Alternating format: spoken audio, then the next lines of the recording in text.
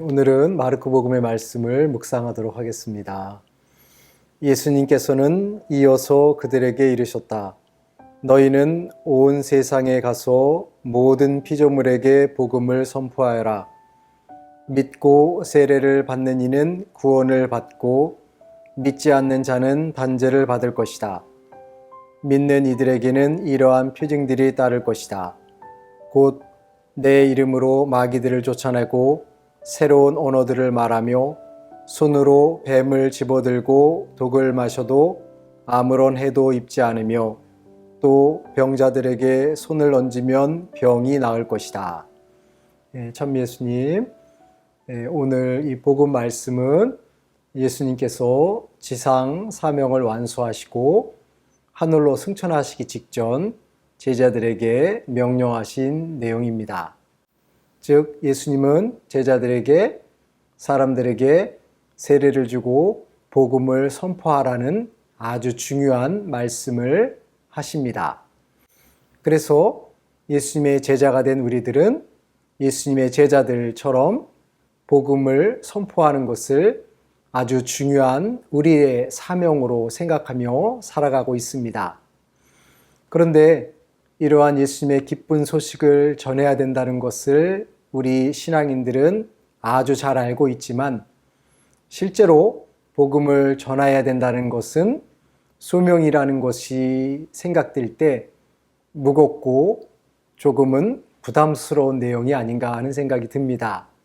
왜냐하면 복음을 전하는 것이 아주 중요한 소명이라는 것을 알지만 실제로 다른 이들에게 예수님에 관한 기쁜 소식을 전하는 것은 결코 쉽지 않기 때문입니다. 또한 체험적으로 우리는 예수님을 전하는 것이 부담스럽습니다. 왜냐하면 예수님에 대해서 잘 알지 못하고 또 교리적인 지식도 부족하고 또 예수님의 말씀을 실제로 삶으로 드러내는 것에도 한계를 느끼고 있기 때문에 우리는 복음을 전하는 것에 대한 부담스러움이 아주 크게 느껴지고 있습니다.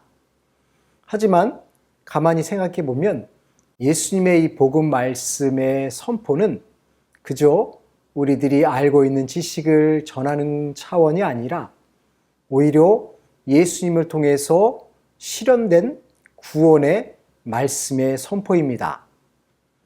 그래서 예수님께서 제자들에게 선포하라는 내용은 곧 미래에 이루어질 약속이나 아니면 가능성이 높다는 차원이 아니라 이미 예수님을 통해서 그 약속이 실현됐다는 것을 의미하고 있습니다. 그렇기 때문에 예수님은 제자들에게 복음을 선포하라고 말씀하고 있습니다. 먼 훗날 이루어질 가능성이 있기 때문에 참고 견디면 좋은 일이 생길 것이다 라는 차원이 아니라 이미 예수님을 통해서 구원의 기쁜 소식이 완성됐다는 것을 알리라는 의미가 되겠지요. 예를 들어서 식민지 생활의 어려움 속에 있는 사람들에게 우리는 얼마 후에는 이제 식민지로부터 해방이 되어 자유로운 생활을 할 수 있으니까 용기를 내어라 라는 말씀도 기쁜 소식의 한 종류일 수 있지만 그 식민지 국가 국민들에게 독립이 된다는 것은 약속이요 가정일 뿐이지 아직은 실현 여부를 명확하게 알 수는 없는 것입니다. 하지만 예수님께서 제자들에게 복음을 선포하라는 말씀은 이미 가능성을 뛰어넘어서 완성이 됐고 실현됐다는 사실을 사람들에게 전하라는 내용이지요. 그러므로 우리가 사람들에게 복음을 전해야 한다는 것은 가능성과 이루어질 것이라는 희망 속에서 언급을 하는 것이 아니라 이미 완성되고 실현된 것을 알려주는 차원입니다.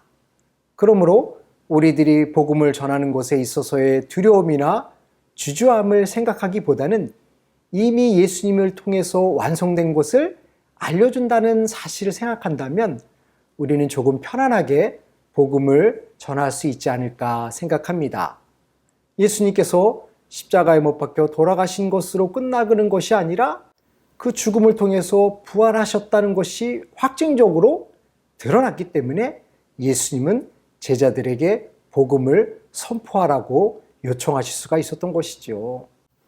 그러므로 우리들도 다른 이들에게 복음을 전할 때 나의 행동 여부, 내가 예수님을 따르는 사람으로서 잘 살고 있나 못 살고 있나에 대한 평가를 기준으로 해서 복음을 전할 수도 있고 복음을 전하지 못할 수도 있다는 두려움이나 망설임이 아니라 진정 예수님은 부활하셨다는 사실을 인정하고 그 부활의 삶을 느끼고 그것을 다른 이들에게 전할 수 있다는 용기를 갖는 것이 우리들에게 필요한 요소가 아닌가 하는 생각을 합니다.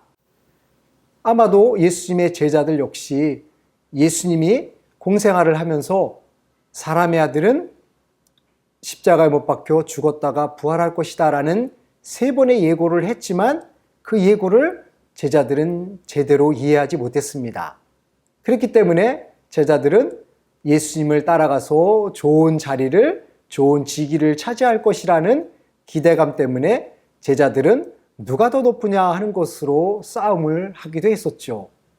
하지만 오늘 예수님은 이미 십자가에 못 박혀 돌아가셨던 모습을 제거하시고 부활하셔서 이제 하늘로 승천하시기 전에 제자들에게 복음을 전하라고 이야기하시는 것은 이미 그 부활을 완성시켰기 때문에 제자들에게 명확하게 복음을 선포하라고 말씀하실 수 있었던 것입니다.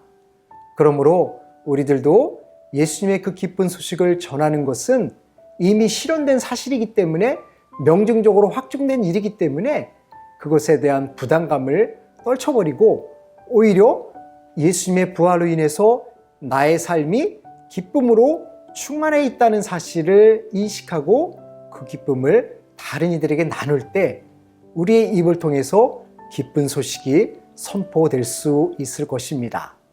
물론 우리가 인간적인 나약성으로 인해서 두려움을 느낄 수 있지만 두려움이 느껴질 때 오히려 우리 스스로가 내가 전하는 이 복음의 기쁜 소식은 이미 완성되었고 성취되었고 그로 인해서 내가 그 기쁨 속에서 살아간다는 것을 의식한다면 우리는 한결 편안하게 복음을 선포할 수 있을 것입니다. 그러므로 우리는 두려움에서 벗어나서 기쁜 마음으로 행복한 마음으로 우리들의 복음의 기쁜 소식을 이웃들과 나눌 수 있으면 좋겠습니다. 우리들의 복음 선포를 통해서 많은 이들이 구원을 받고 영원한 생명을 얻을 수 있다고 생각한다면 우리의 말을 통해서 표현되는 그 기쁨, 복음의 선포가 얼마나 충만하고 고귀한가 하는 것을 우리는 생각할 수 있습니다. 그러므로 제자들이 용감하게 복음을 선포하면서 기쁨을 느꼈던 것처럼 우리도 기쁜 소식을 전하면서 행복감과 충만함으로 우리의 삶을 채워나갈 수 있으면 좋겠습니다. 감사합니다.